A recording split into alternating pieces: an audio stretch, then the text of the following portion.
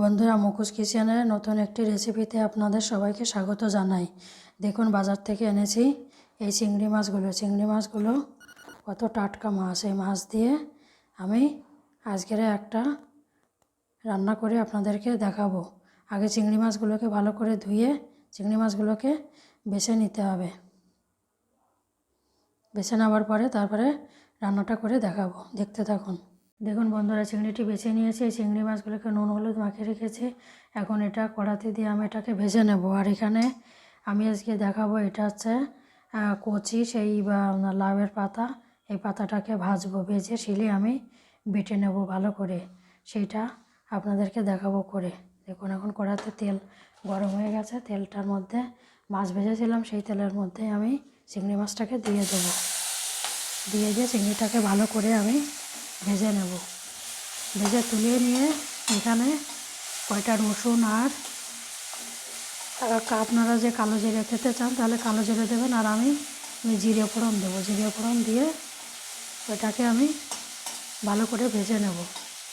এখানে ছোটো চিংড়ি বলে খোসাগুলো আমি ছাড়াইনি, তো বড় হলে খোসাগুলো ছাড়ানো লাগতো, ছোটো বলে আমি ছাড়াইনি খোসাগুলো। দেখুন বন্ধুরা, কড়াতে 2 চামচ তেল দিয়েছি। তেলটি গরম হয়ে গেছে। এর মধ্যেই আমি কটা জিরে ফোড়ন দিয়ে দেবো। আপনারা এখানে চাইলে কালো জিরে দিতে পারেন। আমি কালো জিরেটা দেয়নি, আমার এইটা দিয়েছি। একটা কাঁচা লঙ্কা আর এখানে এই কয়েক কোয়া রসুন। এই রসুন আমি ফোড়নে দিয়ে দেবো। দিয়ে একটু লাল হয়ে ভাজিটা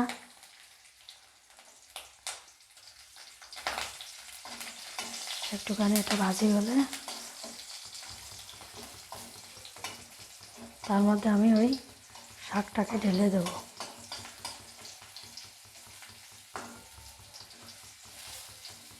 গরম তেল তো খুব ফোটে বন্ধুরা, দিয়ে একটুখানি সরে দাঁড়াবে।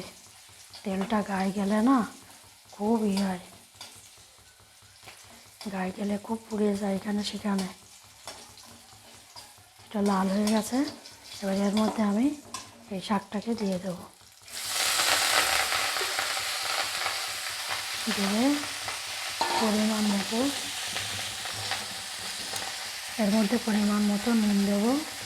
নুন দিয়ে হলুদটা একটু পরে দেবো। নুন দিয়ে এটাকে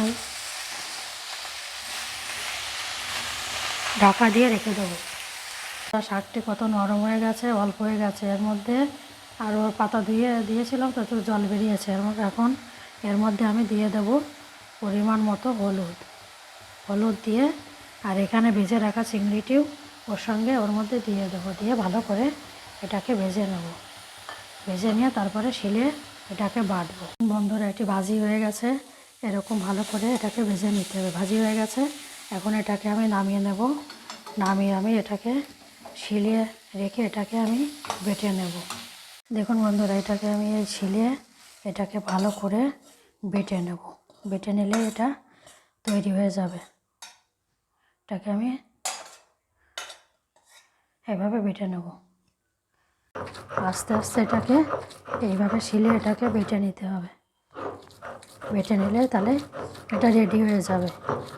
দেখুন বন্ধুরা, এটি রেডি হয়ে গেছে। এরকম ছোট চিংড়ি মাছ আর এই কচি লাউয়ের পাতা ভেজে এটাকে এইভাবে শিলে বেটে খেলে খুব স্বাদ লাগে এটাতে।